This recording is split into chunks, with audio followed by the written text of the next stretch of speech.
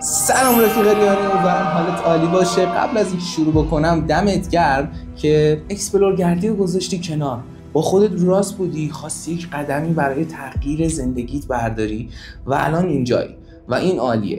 من دیگه حرف اضافه ای نمیزنم، مستقیم بریم سر اصل مطلب و میخوام راجع به 3 موضوع کلی باهات صحبت بکنم. اینکه چرا ما باید ادیت رو یاد بگیریم و موقعیت هایی که برای ما ادیت ویدیو میسازه، درآمدزایی ازش که خب همه دنبالشیم، و در نهایت چرا ادیت شغل آینده داریه برای ما، چرا میتونیم به صورت طولانی مدت بهش نگاه بکنیم، زندگیمون رو باهاش بسازیم. همه اینا رو قراره برات خیلی سریع توضیح بدم. بریم سر مطالب. اصلا چرا ادیت ویدیو؟ چرا باید ادیت ویدیو رو یاد بگیریم؟ به چه کارمون میاد؟ آیا واقعا میشه به عنوان یه شغل بهش نگاه کرد، شغل آینده دار؟ 100%. چرا؟ ببینید چندین تا پارامتر برای شغل خوب وجود داره. اولیش راحتی در کاره که شما میتونید به صورت فریلنسری توی ادیت ویدیو کار بکنید، یعنی تایمتون آزاد باشه که هر ساعتی از شبانه روز بشینید پشت سیستمتون و پول در بیارید. یعنی من به شخص بدم میاد که آقا ساعت 6 صبح بلند شم برم سر یک کاری، یه نفر هی تو سر من بگه خب این کارو بکن، اون کارو بکن، اون کارو بکن و تایم کاریم دست خودم نباشه. من به شخص بدم میاد. خیلی هم میشناسم که از این موضوع رنج میبرن، ولی توی ادیت ویدیو شما این مسئله رو ندارید. هرگز. شما هر تایمی که بخواید میتونید بشینید پشت سیستمتون پول در بیارین. ساعت 3 نصف شب وایسا کار کن، وایسا 6 صبح کار کن، 4 بعد از ظهر کار کن، هر چیزی که دلت میخواد. پس آزادی عمل داری. شما به صورت فریلنسری که وارد ادیت ویدیو میشین، حتی میتونید مردها رو هم بشکنید، میتونید شهرهای مختلف، کشورهای مختلف، حتی قاره‌های مختلف رو باشون همکاری بکنید. کدوم شغلی واقعا انقدر میتونه به شما دسترسی آزاد بده، آزادی عمل بده؟ من که نمیشناسم. نکته بعدی که هست، پارامتر بعدی، درآمد افزایشیه. یعنی چی؟ یعنی شما دست خودته که چقدر درآمد کسب کنی از ادیت ویدیو، چون ته نداره.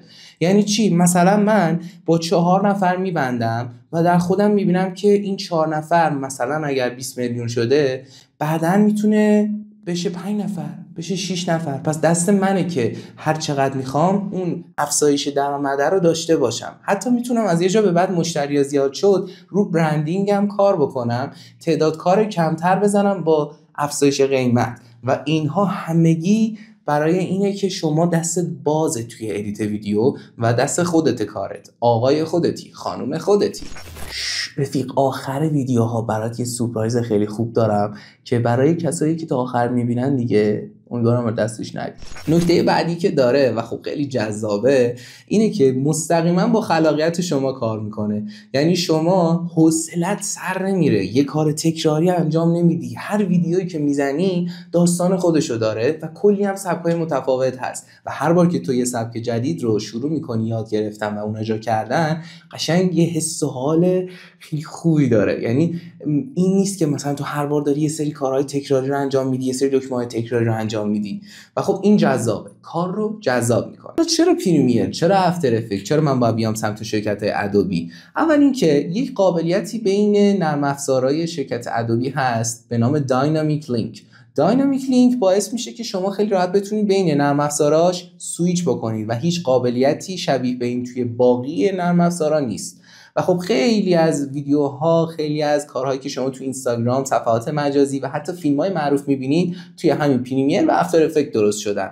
و بیرو درواسی بخوام بهتون بگم، شما هر جا برین، هر جا بخوان حرفه‌ای کار بکنن، میگن آقا پریمیر بلدی، افتر افکت بلدی، بیا وایسا برای من کار کن، من خودم پولت میدم.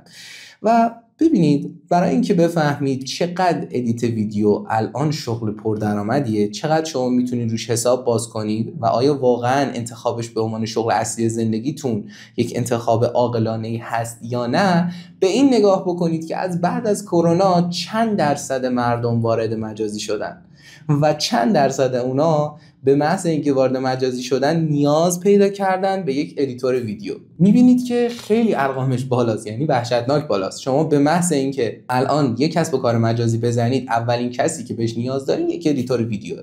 یعنی اینو نیاز نیست حتی من به شما بگم، خیلی واضحه، توی همه پیجا دارید میبینید به محض اینکه تازه شروع میکنن فعالیتشونو دومین چیزی که بهش فکر میکنم بعد از شروع یک ادیتور ویدیوه، یعنی کارشون با شما. پس قطعا شما میتونید روی این شغل خیلی حساب باز بکنید و میدونید که نیاز بازار هست براش. پس آیا یادگیری ادیت و انتخابش به عنوان شغل اصلی زندگیت انتخاب خوبیه؟ انتخاب عاقلانه‌ایه؟ 100%.